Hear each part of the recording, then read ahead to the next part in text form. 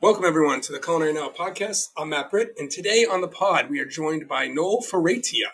Nol is the chef owner of Meals for Victory Performance, a private chef organization down in Miami, Florida. Nol, thank you so much for taking the time to join us today. How you doing, Matt? And thank you for having me. It's a pleasure to be here right now. So, Nol, I really want to just dive in and talk a little bit about you and your world because it eludes me. As someone who worked in restaurants, like brick and mortar restaurants, for my entire life before I started teaching, we get a lot of students that kind of have this dream or vision or idea that they want to be a private chef or a personal chef. And I don't know how to advise them because I have no idea what it is. So, my question to you is number one, what led you to want to be a private chef? And then we can kind of unpack that and talk about what that looks like sort of within the trenches. So, what led you to this career? So it's funny. Like most students, I was back in culinary school in 2013 and trying to figure out what I wanted to do. And I overheard this professor talking to one of the students, kind of giving her options about what she should do for career wise. And I think the biggest thing that he mentioned was being a personal private chef, you have pretty good hours, compared to restaurants. So you don't have to deal with like working late all day in the kitchen, working all morning. And what drew me into that was like, okay, well, sweet, yeah, solid hours being a private chef, personal chef. Make your own schedule, pick your own hours. So that kind of would draw me into it. And obviously, the mindset was, oh, who would need these type of services? Athletes. Oh, I would love to be me being an athlete myself. I would love to be in their world and like trying to learn how to cook, or try to give them, like teach them, not teach them, but be in their world and providing them food so they can perform on the field, on the court, or whatever they do in their sports. Whatever they do in their field of line of work.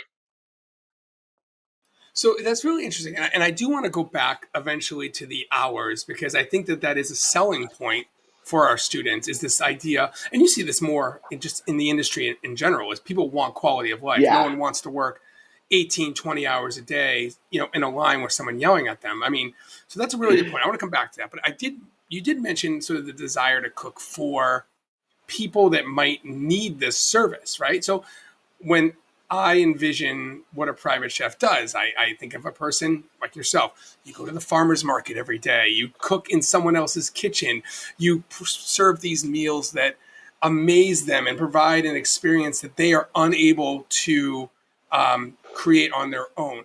How accurate is that description of what you do, or is it just completely different? I would say it's pretty accurate. I would say that I don't go to the farmers market every morning. I'm not driving down my local street and oh, the farmers market. Let me go see what they had today. It's not like that because I guess depends on your area. I live in Miami. There's farm market, but it's usually on the weekends. So usually my go-to place is Whole Foods. So Whole Foods usually it's reputable. Clients like seeing a big Whole Foods bag. It's not somewhere like Walmart, Target, where it's like they know they're getting quality ingredients from Whole Foods. So, um, but I also do go to other places like Publix and stuff. But it's basically what you said is really accurate. You go in, you shop in the morning, you go to the house, you prep the items, you cook the food, you serve the food, and then obviously the clients are you either tell them clients what they're having or they want to be surprised by it. So it can be really good, when you see them eating it and they're going in town on your food, or they just they're kind of picking at it, they're eating it, but it's not like they're enjoying it, but it's like next time, chef, let's do something a little different. But basically, what you were saying before, that's how it is. It's basically you're really providing a service for them, and you're basically a big part of their lives. To try to figure out what they're having for breakfast, lunch, and or dinner. It's so interesting because, as a private chef, like all chefs, we cook for people. Yeah. But you mentioned something that they might provide direct feedback where, like, hey, chef, next time I want to do this differently. That's not something that we directly experience in restaurants. Very, very rarely do we have customers coming up to the kitchen being like, you know what, do this differently. like you are really catering to individual preferences. And this could be my own naivete, but like when I think about the clients that you go towards, like you're catering towards celebrities, sports athletes, people that have high level of resources. They can basically afford whatever they want. How picky are they in what you prepare for them, or do they give you free reign? Uh, so from where I learned, different clients, it's every client is different. So some clients are picky, but they may give me free reign as far as if you hit these parameters, you're good to go. I don't care what you serve me, as long as you hit these parameters. But there's other clients who say, you know what, don't serve me any of any of this stuff. I don't want to see red meat. I don't want to see pork. I don't want to see this. I'm good with chicken and rice and broccoli every day, or like on the menu. You know, um, it's really my job is really to kind of adapt to that client's palate. Ask something that it's not about me and what I want to serve to them. Is basically what I know they will want to eat, and it's basically what I know that what they would like to eat, and kind of present options of here's your chicken, here's your chicken breast, your broccoli, your rice. But sometimes you can mix it up for them and give them other stuff, but you got to make sure you have your safety meal for them. If you're gonna go crazy with some new item, have a safety meal for them just in case they may not like it. Because some clients are very open to eating different things, other clients not so much, and you cannot force them to eat that. At a restaurant, I realize at a restaurant it's like you could like at a restaurant, you can basically say, here's the item, here's how we make it, blase, you know, take it for what it is. Take it or leave it. We work with someone's home, you can't really do that. You know, you really have to adapt to them. And if they say they don't like it, and they don't want the steak medium rare, you better and they want it well done, you got to cook it well done. There's no ifs and buts about it. You still did at a restaurant too, but like you could kind of like advise them. But when a client makes up their mind, they make up their mind. You know. Yeah, exactly. And so, how important? Because with free reign, I mean, it sounds like you're given a little bit of freedom within certain parameters. Like your clients, again, I'm going back to the sports athlete mentality. They probably have a pretty specific idea of what they want, and that might not be from a flavor profile. Or it's probably more based in nutrition, right? Because they're really focused on a certain caloric intake, or there's on certain macronutrients, micronutrients that they're supposed to be absorbing. How important is understanding nutrition when you apply it to cooking meals for your clients? I say it's very important is understanding, okay, how much protein they need, how much carbs they need, how much fats they need in their diet. So obviously it goes back to your protein, your actual whole protein, your starches and your vegetables, and how you're gonna fit in the fat into their diets, and also during the day, do they need smoothies? Do they need snacks? But you soon realize with every athlete's different because everybody's body is different. A football player eats differently than a basketball player, you know. And sometimes most of these guys, they're not really, and when they're younger, they're not like into the nutrition stuff like that. They do care about the nutrition, but they want what they want. So if the guy wants fried chicken, he's gonna get fried chicken. I can't stop him from doing that, or I can't tell him. I can advise him, but if their heart's set on fried chicken, it's kind of time to make it for them. So I tell well, yeah. No, I think that's super interesting because a while back we interviewed one of the team chef for the Boston Bruins, and when you talk about different athletes and different sports having different needs, a hockey player versus a football player, I mean that all like lines up. So it's great to have that sort of continuity there. But he worked for the team, and so the team has very different probably goals. Right, the team must serve things that are meet these nutritional values. It sounds like you get customers or clients that are both curious about nutrition, but might want fried chicken, and you have to cater to both. So it's important that in this world, of this realm of the career of food service, like private chef, you have to be able to do the healthy stuff, but also the grind time stuff, because you don't know what your customer is going to want. So So, fun fact about myself: I used to work for the Philadelphia Eagles for 2 years. So I basically understand what the Boston chef, like the Bruins chef, was talking about. even with those guys, like we were heavy on protein for the players. You know, protein everywhere for them, much as we can. And that's where my dietitian, like my mentor, he would tell me, you know, try to put some protein in for the guys. You know, that's really a big thing. But because you seem to find now with most of these guys, grilled chicken breast is cool and everything, but they do want the fried chicken. So they do. It's really catering to your audience, your fan, your audience, your group, your clients. It's really the same thing because I can serve healthy stuff all day long, but if the players aren't eating it and they're going somewhere else to get their food or defeating the purpose of it, so you soon to realize, okay, we have to need variety. So you need the healthy stuff, the chicken, the brown rice, your broccoli, your vegetables, everything. But you need like kind of the unhealthy stuff too. So you need a fried chicken, you need a macaroni and cheese, you need like the sweet potatoes, mashed sweet potatoes, candy yams, all that. And you soon realize that nutrition is different from person to person. You know, like if my body requires high calorie foods, he can the person is allowed to eat. Like, you know, he's okay to eat fried chicken. You know, but as long as he's like, you know, not overdoing it. You know, or as long as it's the appropriate time to eat the fried chicken. You know, after practice or in moderation when he's eating. It's in moderation. It's every day. So you soon realize you kind of adapt to that client or that person's needs. You know, of when to feed them certain items, like the unhealthy stuff versus the good stuff. But at the end of the day, we're here to work for the clients, and we're here to work for the players, or whatever field you are. You're here for the people.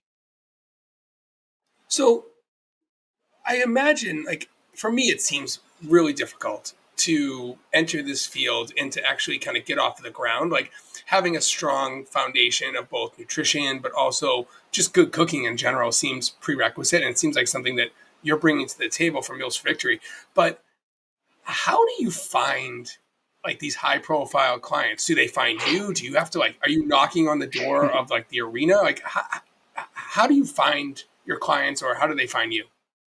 Man, that's a tough question because it's usually by word of mouth, and it's a lot of factors that come into this. I have a website for one of them, so I have a website for one, and one of my clients found me through a website, high profile athlete, basketball player. Um, their management team found me through that website, and basically we kind of reach out. We basically connected from there. You have LinkedIn has helped me out a lot in the beginning phases of meeting people to put me in position to meet these athletes or connect with these athletes. That's how I got my Eagles job through LinkedIn.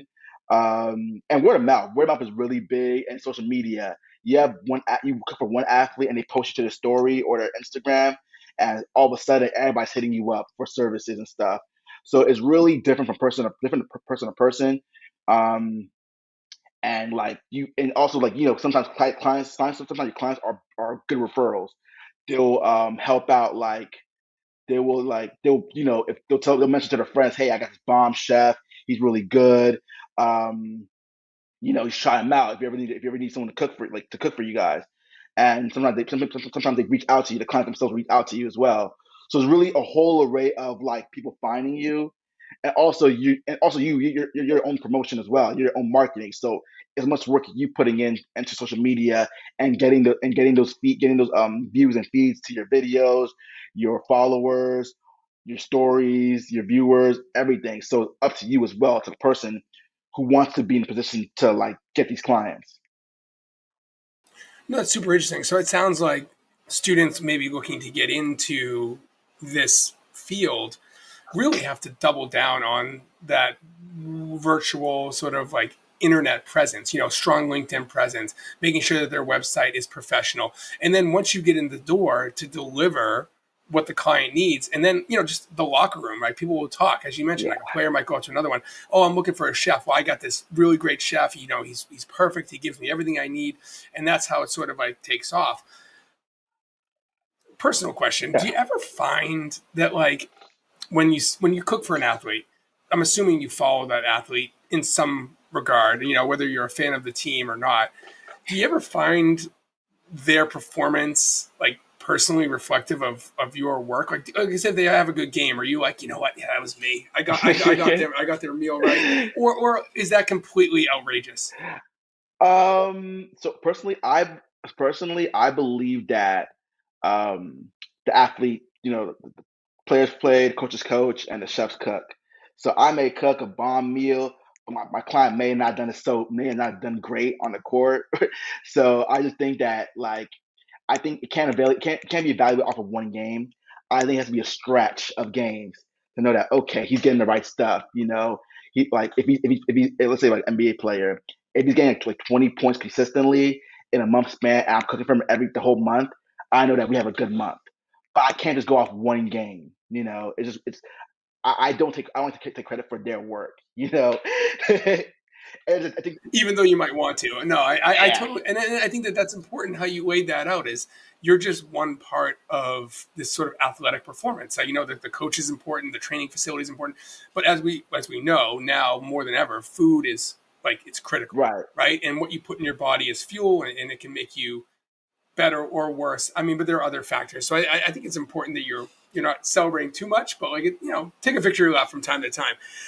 You mentioned if you're cooking for the athlete, a basketball player, 20 days in a row. I imagine that's kind of difficult because they're not always in one place for 20 days. Do you ever travel? Because I want to get into like what a typical day or week looks like for Oh you. man. Are you stationary in Miami, or do you get the opportunity to travel with particular athletes? So currently I'm stationary in Miami, but from time to time, I do travel with athletes. I think this past year, one of my clients, he reached out to me to travel with him. Well, in the beginning part, and earlier this year, I traveled. We was in the playoffs for the Miami Heat, and I traveled with them to to the Philadelphia series. So I was in Philadelphia for that series, cooking at his Airbnb for him and his people, his group, and I traveled to the Boston series too. Same thing, cooking for him and his people, and like in an Airbnb for his group. So I had an opportunity I had those two opportunities, and it was kind of tough, obviously, because you're kind of setting up station, you're setting up your kitchen to how you want it, the fridge and everything. You got to order a bunch of stuff for the house and whatnot. But once you kind of get things going, once you kind of get things like started, everything kind of like smooth. Everything kind of like plays out pretty good. It's smooth. It gets easier. It's so interesting that you know so much about a person or an individual, but then when you have to go to a different environment, it brings in all these other factors. Again, like you talked about, like ordering food for an Airbnb, which might sound simple, but I'm assuming there's some challenges with making sure that you get it right. And if for those keeping track at home, I know Noel is probably not going to say who he cooks for, but we know he plays for the Miami Heat, and he was in the playoffs last year. So like it's like 20 questions. We'll get there, but we're not going to ask specifically because there's definitely some confidentiality there. Um, so it sounds like, and again, like you're very like just in your tone, you can see that you like slash love what you do. I mean, it's definitely a challenge for you. How do you stay motivated? Because I guess like you're in an environment where you have to cook to a certain person's needs. Yeah. How do you continue to innovate within your own sort of technical skill to stay on top of your game, which ultimately is important to your long term sustainability as a private chef? So right now, for me, I have to look to my peers. If my peers they're all doing something really good, and it's like something like I want to do, or I see a bomb that they make, I would want to kind of get in on that, and keep myself like motivated. It's tough to keep yourself motivated because it's like once you get complacent pretty easily, but it just depends on your circle of people who you have around you. Um, and you may see like for me, like if I'm on social media, see my friend post a really nice dish or really nice dinner, that kind of motivated me to say, okay, let me step my game up, or that's so interesting. Let me try to make see what they made and enhance that with my own flair and flavor and present to my client. So it's really, I think more so I realize it's really who you have around you to kind of keep you motivated and keep you accountable going forward, and along to to make sure you're still the best version of yourself for your clients and other people. You mentioned earlier that players might talk to each other, and that could yield you a new client. Word of mouth can spread. Do private chefs talk to each other? Like, is there a network? You mentioned earlier, like being inspired by your peers. Like, is there like a secret network of private chefs that you guys just bounce ideas or ladies just bounce ideas off of each other? I mean, how does that work? So So yeah, I would say that we have like depending on who your friend, it's a lot of my like peers are friends. So and we're kind of all in the same industry. So if we're out, we just talk, about the business, we talk about our like talk about our experiences. And I think it is a small net. I think it's a small network of us. It depends on how big your circle of friends are. If you have a small circle of friends, you have like it's a small network. If you have a big circle of friends in the industry, then you have a bigger network, obviously. But for me, I have a group of friends I go to, that talk to, and I help out for events and stuff. So when I catch up with them on events or we going out, we just talk about the business, like how things going, how you charge your clients, how's it go, like any client looking for services, I'm available, and we just pass on references to each other. So if I can't do a dinner party for one day, I may give somebody else who's free that day and could use a business, and in turn, hopefully they return the favor back to me, you know. Um, but we're all trying to make it. We understand that we're all not competitions with each other. It's a lot of clients for everybody. It's a lot of money out here, like but a lot of clients out here for everybody. So we try to like do our best to like keep everybody informed and keep everybody in the loop. You know. No, that's super informative. I want to go back a little bit just to the sort of the hours, because you mentioned way at the beginning of the episode how you got into this because of this idea of better quality of life. And I know that, as I mentioned, we all pursue more time outside of our jobs. As chefs, we're workaholics by nature. Yeah. How does, you know like, what is your like schedule? I mean, are you getting like calls at 3 in the morning, like from athletes being like, you know what? No, listen, come make me some ice cream sandwiches, buddy. So no, my schedule is pretty flexible at the moment. It just depends on what you're doing, like what you do, who your clients are, and what you're doing. So right now my clients are they're in the two of my clients are in NBA right now, so their schedule is pretty busy. They travel in and out, but I know they'll be back next week, so I'm probably gonna be busy again for myself. But let's say for my NBA client I was traveling through the playoffs with, so my basically what he required during let's say a game day. This is a game day. They're playing Philadelphia 76ers, right? So a game day will require breakfast, lunch, snack, and like a pregame meal, and dinner, and possibly a snack like a dessert or something. So I know that I'll be up around. Let's say you have to leave to the facility around like 11, 12ish. So I have to be up around like 7, get to the house by like 7:30. Start have breakfast ready by 9. After that, break down breakfast. After dinner eating, kind of get ready for lunch. Have lunch served by like 12, and have his pregame snack served by 12 too, so he can take it with him on the to the facility. He's gonna leave around 1 o'clock.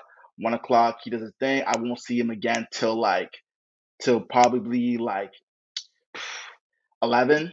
So I have a big gap in my day because he's gone, and I have lunch already set out. Most of the time, the guys are still at the house, or they're probably they're snacking, but they're not really eating like that. I basically like gap my day. I basically go and prep dinner and dessert for the night. Um, and whatever I need to do, take care of like errands and stuff that I may do that during the gap period. But I have dinner ready by like 10 o'clock.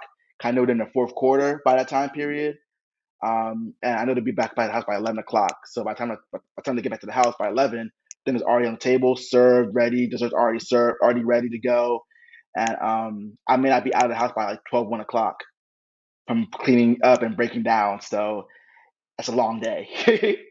Yeah, it's a long day, but it's almost intermittent, and where there's some good short days, maybe while the team's away, Yeah, and you can kind of recharge your battery. But then when it's game time, not to use a sports analogy, but it's time to go. yeah. I guess I have one last question. And you cook for some pretty notorious people, basketball players, Miami. We'll get there. But who do you have a goal? Like, is there someone, whether it's in basketball or within another sport, is there like, what's your white whale? Like, who do you really want to go at? Like, who would be a dream client for you to have? Is there someone?